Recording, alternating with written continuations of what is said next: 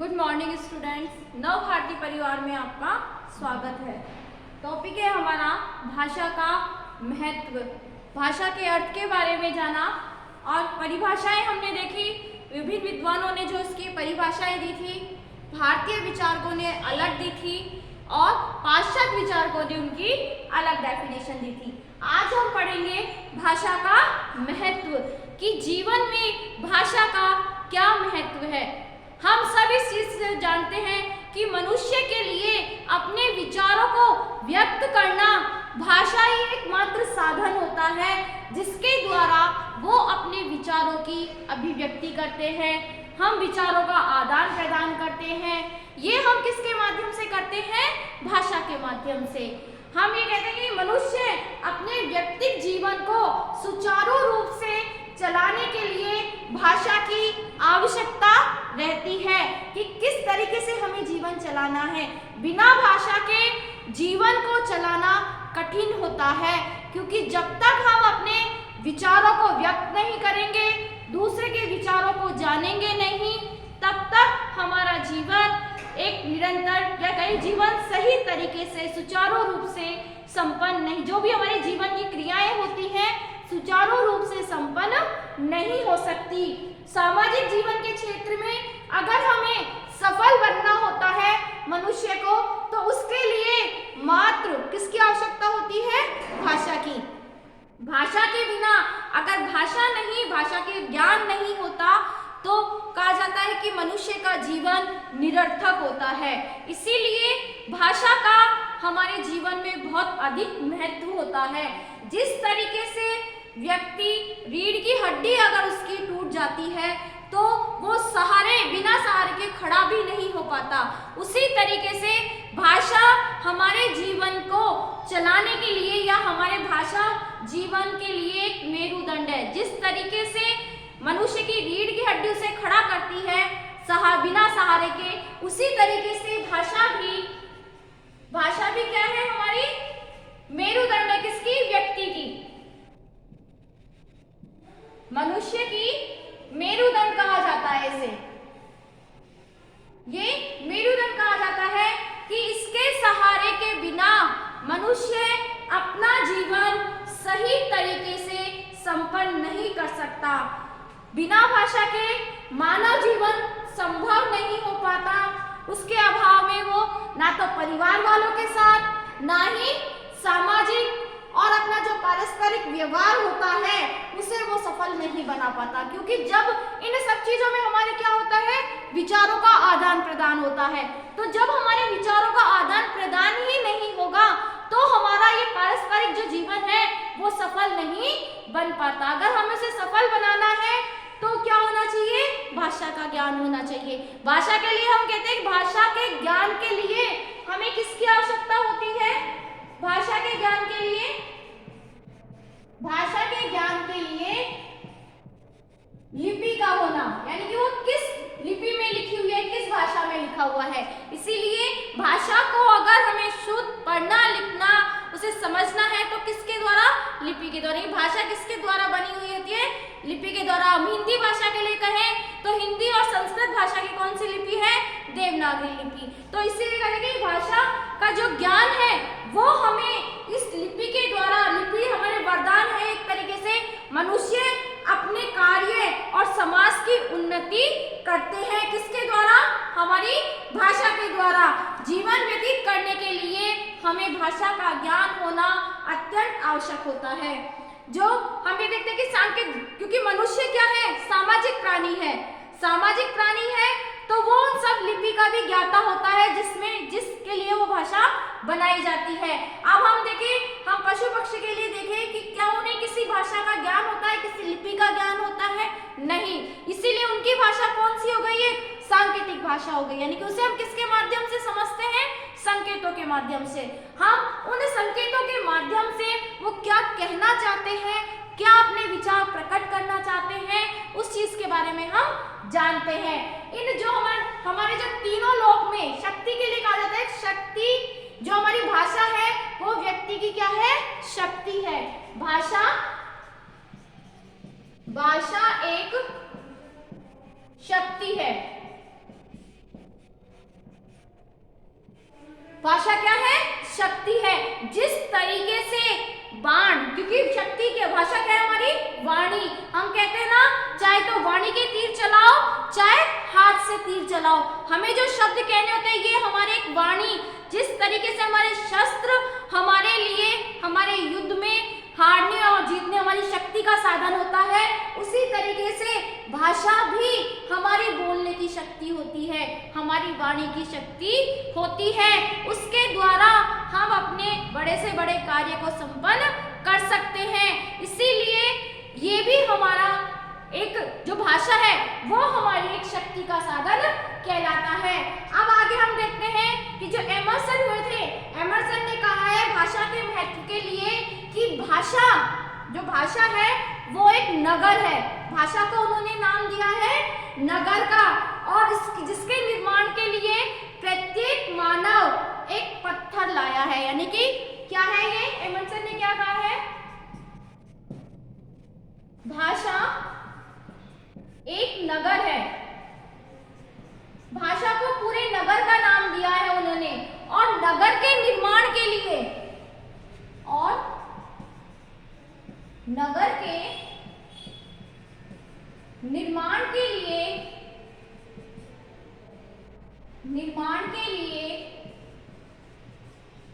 व्यक्ति क्या लेके आए हैं? नगर के निर्माण के लिए प्रत्येक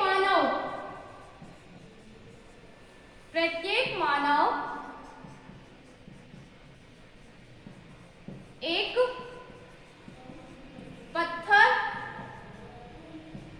लाया है। यानी कि ये तो पूरा नगर है जिसे हमें बसाना है, लेकिन प्रत्येक व्यक्ति उस भाषा को किस तरीके से पूर्ण बनाना है, तो ये प्रत्येक व्यक्ति की अपनी जिम्मेदारी है कि प्रत्येक व्यक्ति जब एक पत्थर लेके आएगा तब हम इस एक नगर का निर्माण कर सकेंगे।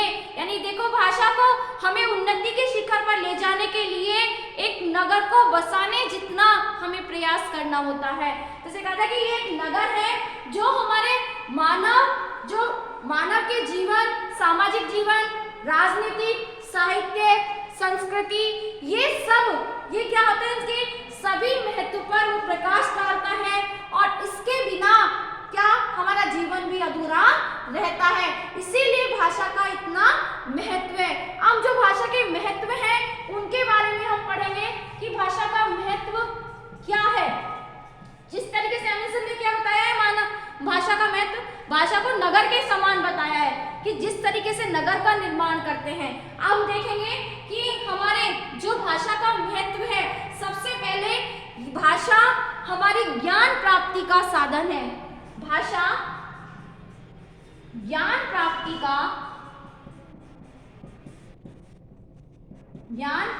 का साधन है।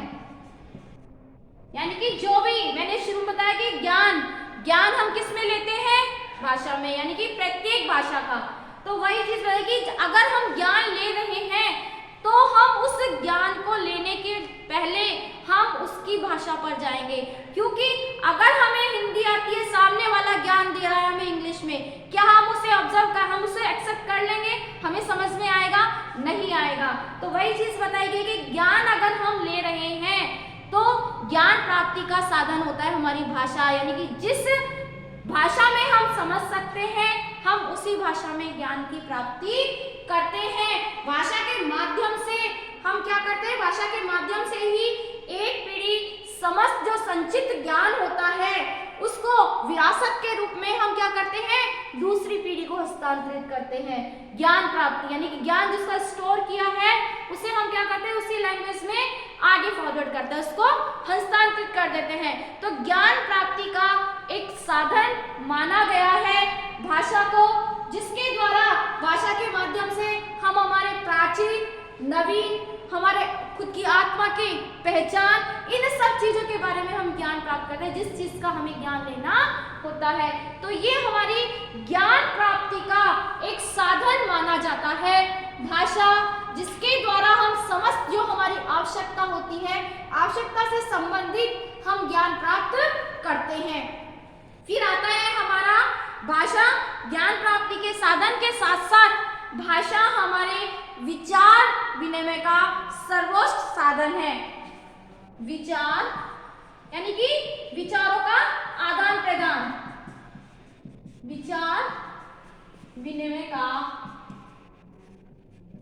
सबसे सरल व जो है सर्वोत्तम माना जाता है, इसका सर्वोत्कृष्ट माना जाता है, उत्कृष्ट साधन है।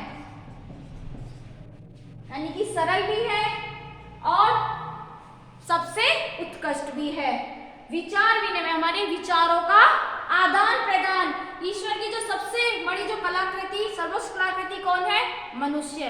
तो मनुष्य क्या करते हैं? इसकी सर्वश्रेष्ठता का आधार जो बनता है मनुष्य का, वो क्या होती है? भाषा होती है। भाषा के माध्यम से, यानी कि हमारे बोलने का तरीका, किस तरीके से हम विचारों को ग्रहण करते हैं और विचारों को देते हैं। तो इसमें होता है कि भाषा का ज्ञान जितना हमें अच्छे से होगा, उतने अच्छे से हम हमारे विचारों का आदान प्रदान कर सकते हैं, और आदान प्रदान करने में भी हमें सरलता अनुभव होती है। तो विचारों का आदान प्रदान ही विचार विनिमय कहलाता है। ये इसके लिए सबसे सरल साधन है। फिर आता है हमारा सामाजिक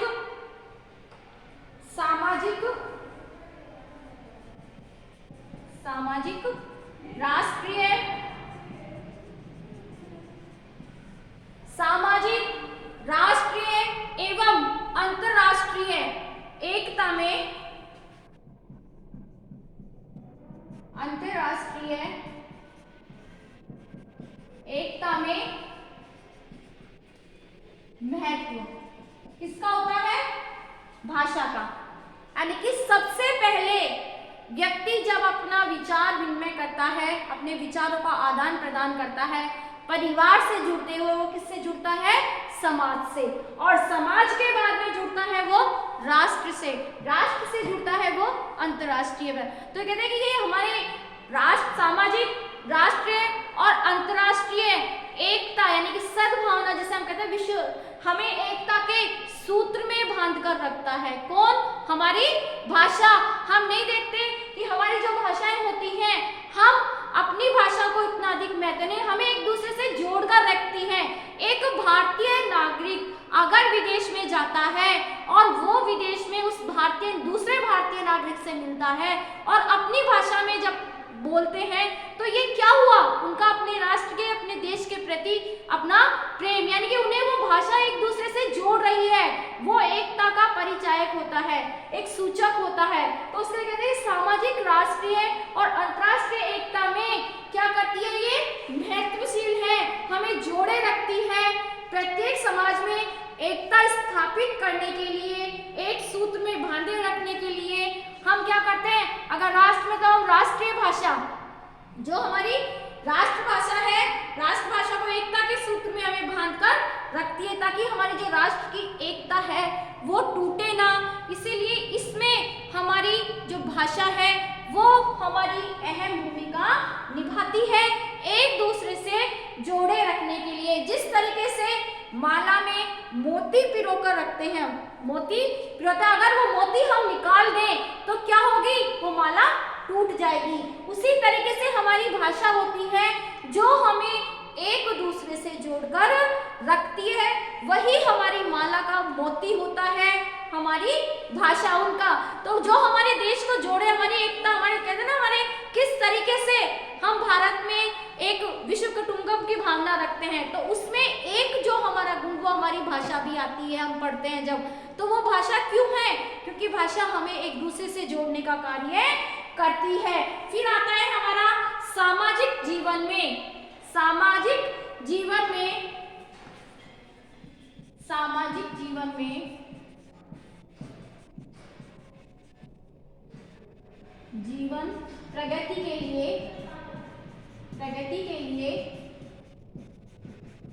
भाषा उपयोगी होती है। यानी किस तरीके से जब मनुष्य एक सामाजिक प्राणी है, समाज में रहता है, तो उसे ये भी रहता है कि समाज में रहकर किस तरीके से वो समाजनिष्ठ आचरण करे, कि समाज उसे सम्मान की नजर से देखे। कहते हैं ना कि जब तक व्यक्ति का समाज में अगर सम्मान नहीं होता है, तो सम्मान कहीं भी नहीं होता। इसीलिए हमें अगर हमारी हमारी प्रगति करनी है तो हमें सबसे पहला ऐसा बनना है कि हमारा समाज हमारा सम्मान करे। तो वो समाजनिष्ठ बनाने के लिए, अगर हम समाजनिष्ठ हैं तो हमारी प्रगति आगे होती है। तो समाजनिष्ठ बनाने के लिए भाषा ऐसी साधन होता है जिसके द्वारा हम भाषा का प्रयोग भी करते हैं और समाज में रहकर हम सीखते हैं, क्योंकि समाज में जब हम रहेंगे तो एक व्यक्ति से दूसरे व्यक्ति से हम मिलेंगे, हम समाज के जो नियम कानून हम उसे जानेंगे, उनके प्रति हमारे विचारों को प्रकट करेंगे और दूसरे व्यक्तियों से हम उन विचारों को सुनेंगे भी। तो यही चीज बताइए, सामाजिक जीवन में हमारी भाषा का बहुत अधिक महत्व होता है। मानव अपनी आकांक्षाओं को पूरा करने के लिए अन्य व्यक्तियों के साथ, क्या अन्य व्यक्ति यानी समाज में रहने वाले अन्य व्यक्ति, भाषा के माध्यम से वो अपने विचारों को प्रस्तुत करते हैं और विचारों को सुनते हैं। फिर आता है हमारा व्यवहारिक योग्यता प्राप्त करना। व्यवहारिक योग्यता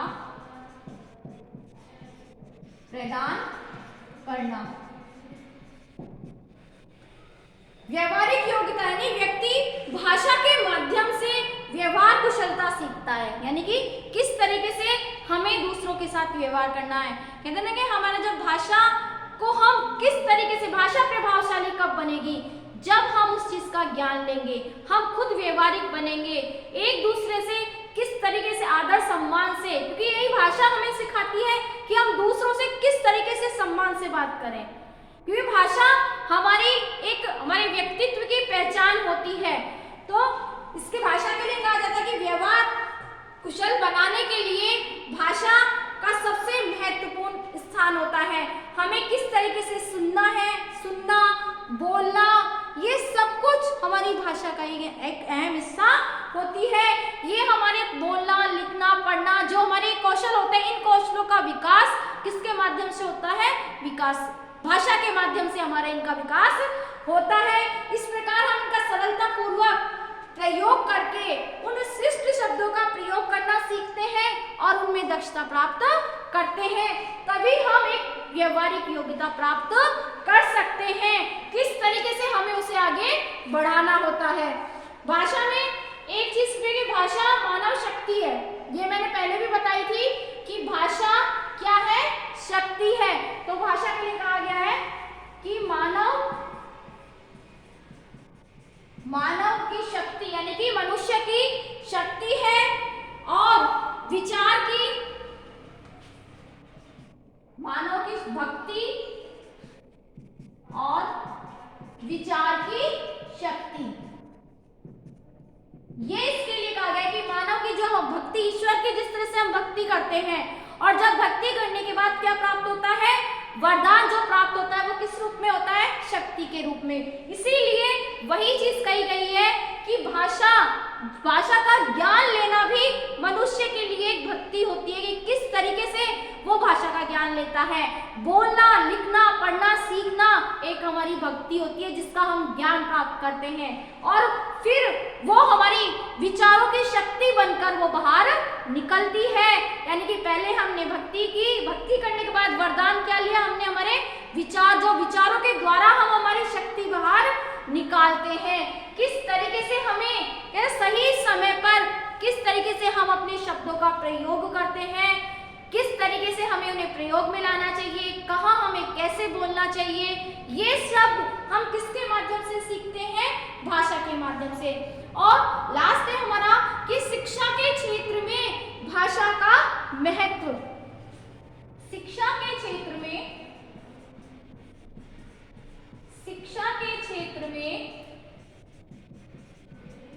भाषा का महत्व। शिक्षा के क्षेत्र में भाषा के माध्यम से हम क्या करते हैं? शिक्षा ग्रहण करते हैं। अब शिक्षा हमें की शिक्षा अलग अलग लेते हैं हम। अगर हमारी जो भाषा हमें आती है हम उसी भाषा में शिक्षा ग्रहण करते हैं, चाहे वो हमारा विज्ञान के क्षेत्र में हो, कला के क्षेत्र में हो, इन सभी क्षेत्रों में भाषा का अपना एक स्थान होता है। अगर हम विज्ञान के क्षेत्र में हैं तो हम टेक्निक ज्ञान लेंगे, उसी भाषा में हम कंप्यूटर चलाना सीखेंगे, यानी कि वो भाषा हम सीखने की कोशिश करेंगे। कला के क्षेत्र में है तो हमारे सामाजिक ज्ञान को हम प्राप्त करेंगे। तो इसमें बताया गया कि ज्ञान जो हम शिक्षा के क्षेत्र में हम भाषा का प्रयोग करते हैं, ज्ञान विज्ञान की हमारी प्राप्ति होती है, शास्त्रीय हमारे व्यवहारिक ज्ञान प्राप्त करते हैं। क्या भाषा के बिना ये संभव हो सकता है? नहीं हो सकता। इसीलिए शिक्षा में हम इन सभी चीजों का जो भी हम ज्ञान लेते हैं वो हम भाषा के माध्यम से लेते हैं। फिर आता है व्यक्तित्व का निर्माण। व्यक्तित्व का निर्माण, ये पहले बताया था कि भाषा का व्यक्तित्व में, यानी कि व्यक्ति के खुद के चरित्र में सबसे महत्वपूर्ण स्थान होता है। हम जब किसी भी अनजान व्यक्ति से मिलते हैं तो हमें दो ही चीज प्रभावित करती है, उनके कार्य और उनकी भाषा। यानी सबसे पहले हम क्या करते हैं, उनसे हम जो इंट्रोडक्शन लेते हैं उसी से, तो वो इंट्रोडक्शन देते कैसे हैं, वो अपनी लैंग्वेज से। तो वो व्यक्तित्व का एक बोलने का तरीका इंसान का बता देता है कि वो व्यक्ति कैसा है। तो व्यक्तित्व में भी भाषा का सबसे अहम रोल होता है। जब हम उनसे मिलते हैं, बात करते हैं, तो हमें उस व्यक्ति की पूरी पहचान किसके माध्यम से हो जाती है, बोलने के तरीके से, अर्थात उसकी भाषा से। तो भाषा व्यक्तित्व के निर्माण में भी सबसे ज्यादा महत्वपूर्ण है। तो ये आज हमारे टॉपिक था भाषा का महत्व। धन्यवाद।